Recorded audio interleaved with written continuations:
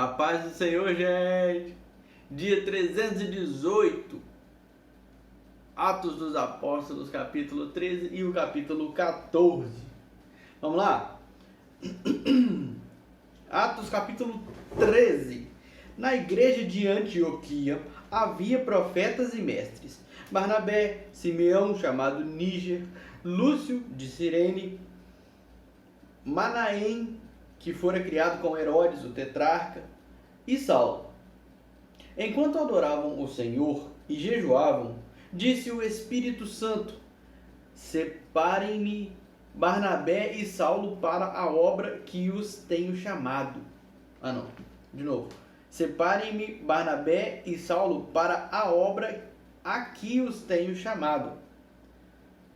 Assim, depois de jejuar e orar, impuseram-lhes as mãos e os enviaram. Enviados pelo Espírito Santo, desceram a Seleucia e dali navegaram para Chipre. Chegando em Salamina, proclamaram a palavra de Deus nas sinagogas judaicas. João estava com eles como auxiliar. Viajaram por toda a ilha, até que chegaram a Pafos. Ali encontraram um judeu chamado Bar-Jesus. Bar-Jesus. Lembra eu lembro que o pastor, desculpa interromper aqui, mas eu lembro que o pastor Eliel Silva uma vez pregou sobre isso e falou que Bar é tipo um prefixo. Antes ele vem tipo Barnabé, acho que era Bartolomeu, acho que era tipo filho, ou tipo filho, né? Era filho de Ptolomeu. Barnabé, eu acho que é isso, tá? Não tenho certeza não. É filho de Nabé. Aqui é Bar-Jesus, então era filho de Jesus, uma pessoa que chamava Jesus. Então vamos lá. Eu não tenho certeza não, depois eu vou pesquisar e vou falar. No final a gente pesquisa, fechou? No final a gente pesquisa.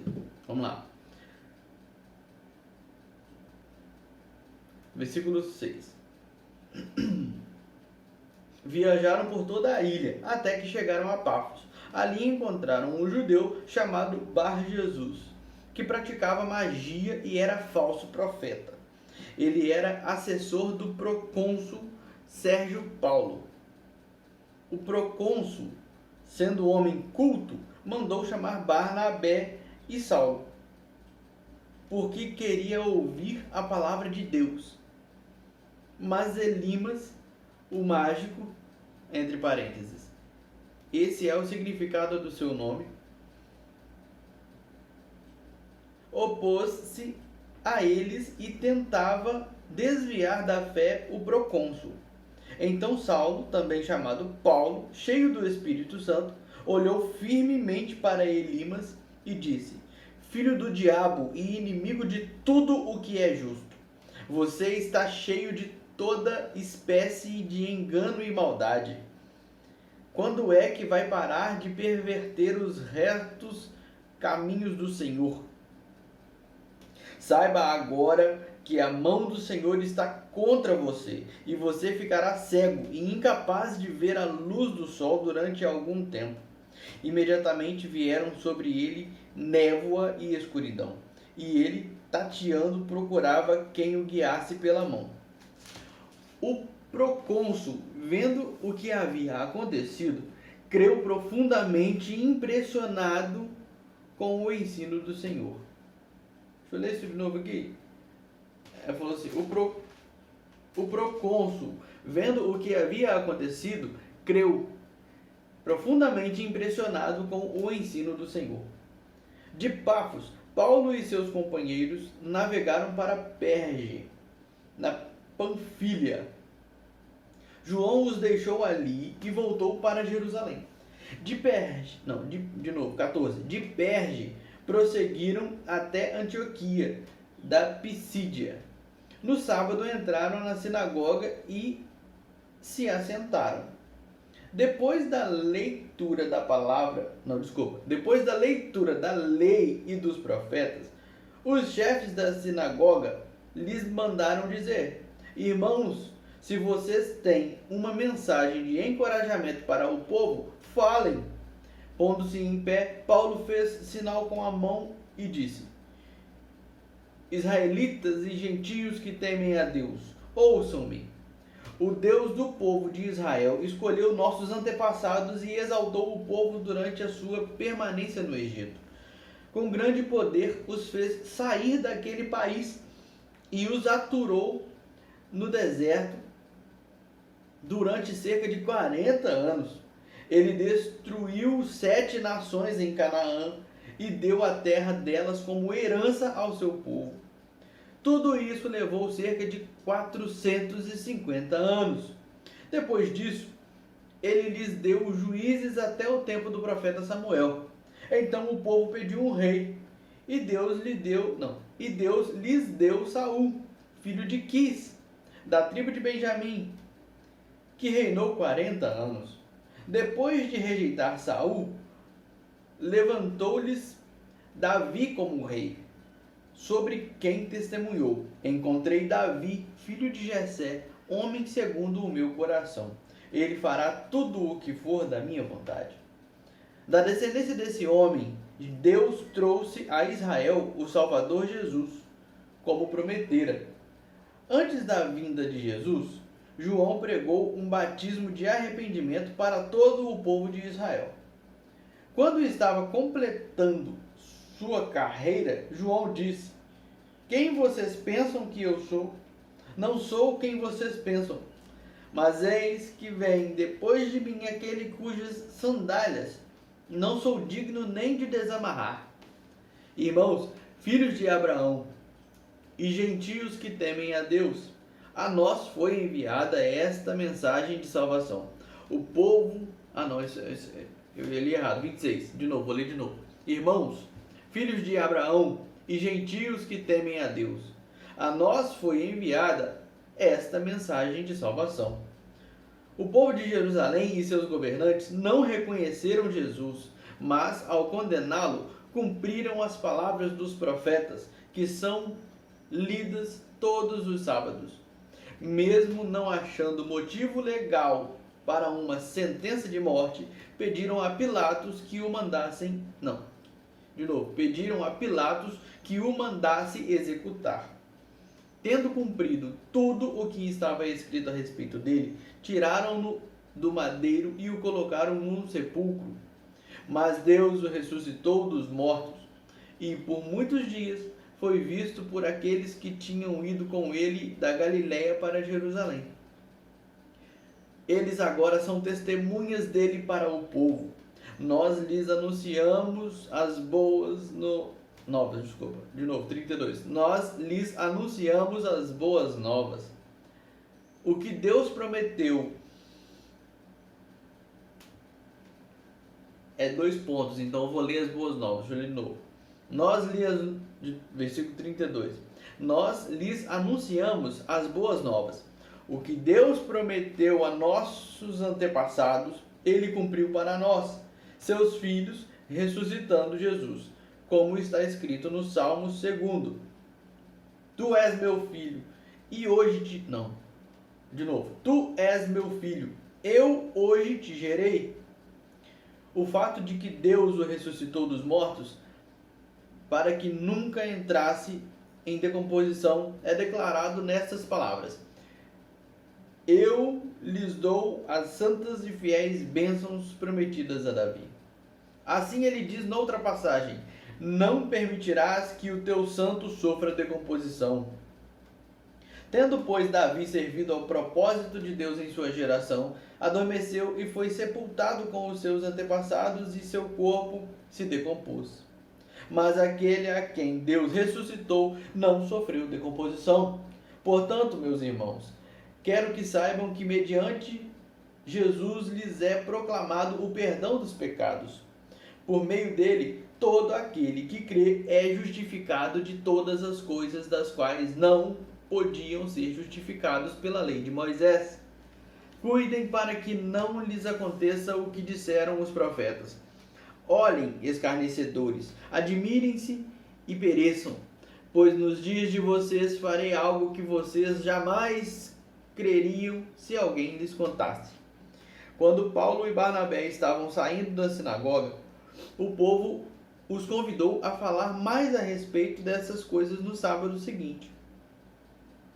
Despedida a congregação, muitos dos judeus e estrangeiros piedosos convertidos ao judaísmo seguiram Paulo e Barnabé. Estes conversavam com eles, recomendando-lhes que continuassem na graça de Deus. No sábado seguinte, quase toda a cidade se reuniu para ouvir a palavra do Senhor. Quando os judeus viram a multidão, ficaram cheios de inveja e, blasfemando, contradiziam o que Paulo estava dizendo. Então Paulo e Barnabé lhes responderam corajosamente: era necessário anunciar primeiro a vocês a palavra de Deus, uma vez que a rejeitaram e não se julgam dignos da vida eterna. Agora nos voltamos para os gentios, pois assim o Senhor nos ordenou. Eu fiz de vocês luz para os gentios, para que você leve a salvação até aos confins da terra. Ouvindo isso, os gentios alegraram-se e bendisseram a palavra do Senhor, e creram todos os que haviam sido designados para a vida eterna. A palavra do Senhor se espalhava por toda a região, mas os judeus incitaram as mulheres piedosas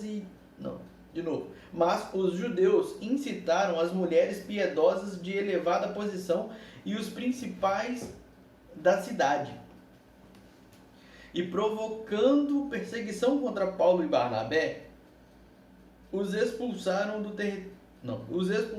seu território.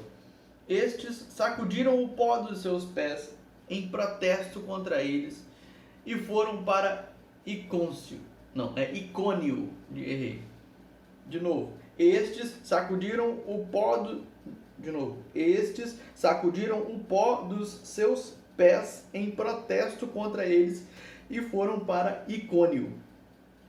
Os discípulos continuavam cheios de alegria e do Espírito Santo. Em Icônio, Paulo e Barnabé, como de costume, foram à sinagoga judaica. Ali falaram de tal modo que veio a crer grande multidão de judeus e gentios.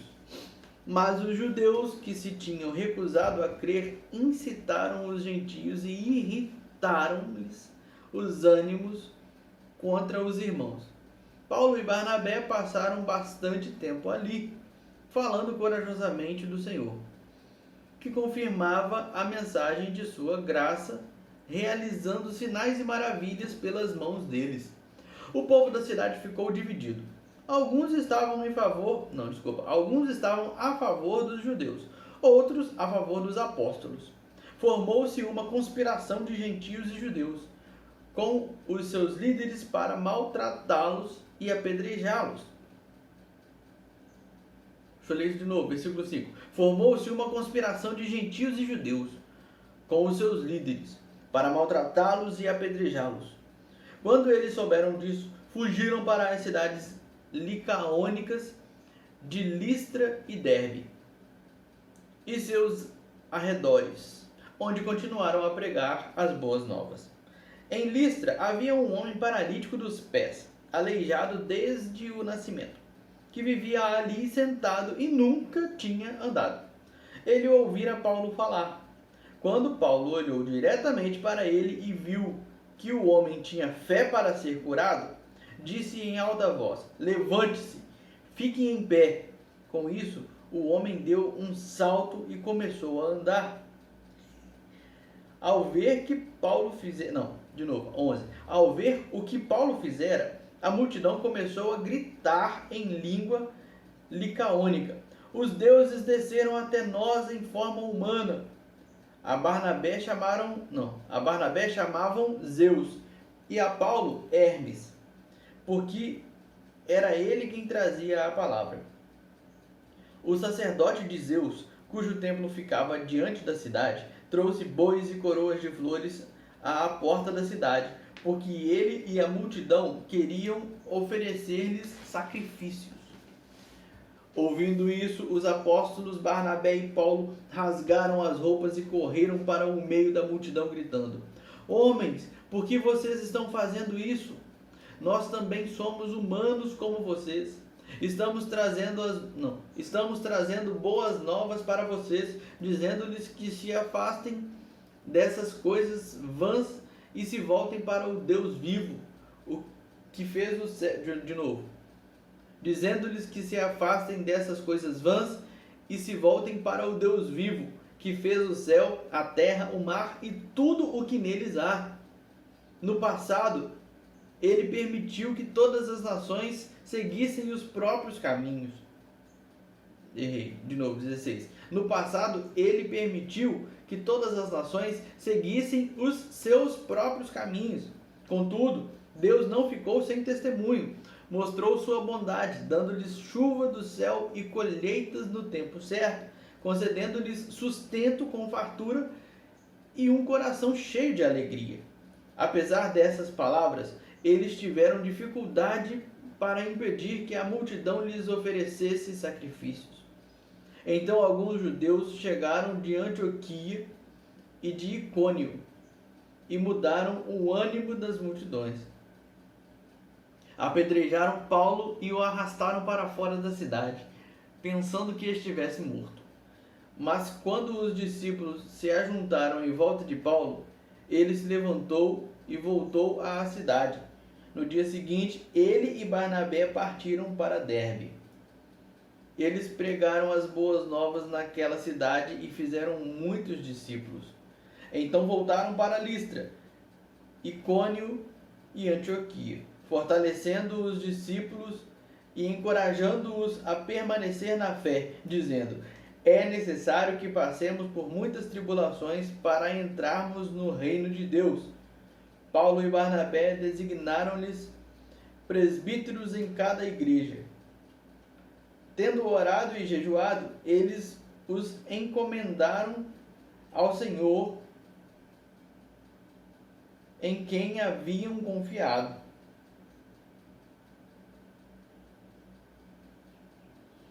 Passando pela Pisídia, chegaram a Panfilha, e tendo pregado a palavra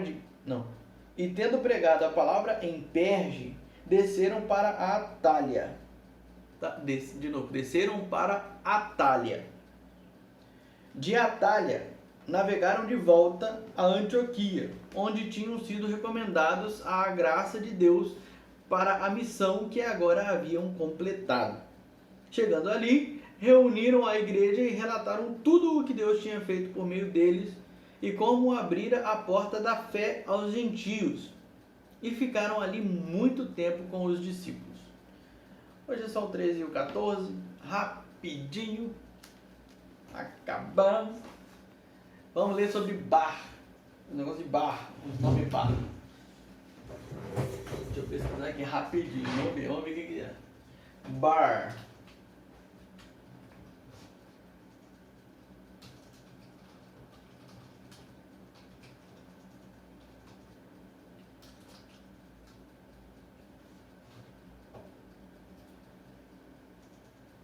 Viu? Bartolomeus. Veio do grego antigo, que veio do aramaico. Bar, que significa filho. Bar significa filho.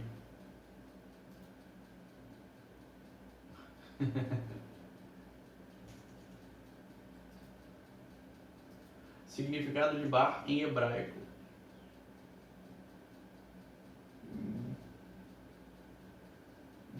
Não tem pronúncia aqui, não. Só não tem significado, né? Enfim, é isso. Bar é filho. Então, Bartimeu é o filho de... é Timeu, que eu acho que o pastor Eliel Silva falou, era do Bartimeu, que era o filho de Timeu. Bartimeu. Timeu significa impuro. Aí estava pregando o cego Bartimeu. Bartimeu, filho de Timeu. Aí eu não sei se Barnabé é filho de Nabé.